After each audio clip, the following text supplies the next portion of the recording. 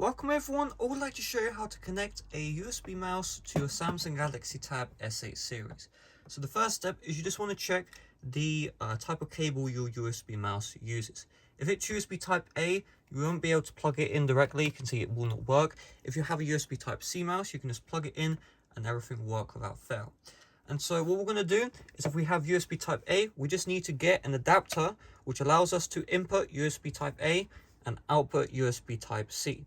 So once we have that adapter, you will need to buy one. Just connect the USB type A into the port and then plug in the USB type C into the tablet. Once that's done, just give it a couple of seconds here and the mouse should start working on the tablet. So I'm going to zoom out. The reason I'm going to zoom out so you can see the mouse, and you can see I'm moving the mouse and it's, see that cursor there? It's now controlling the tablet itself. Now you can see using the scroll wheel, let's slide up. And one thing to keep in mind, guys, is when you have the mouse connected, the on-screen keyboard will not show up. Therefore, you will need to connect a keyboard to your Tab S8 series. But you can see, boom, just like that, we are good to go.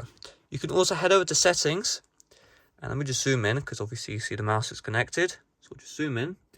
And if you just search up for mouse, so I'm just going to unplug this while I do that. So if you search up for mouse, you will see mouse and trackpad.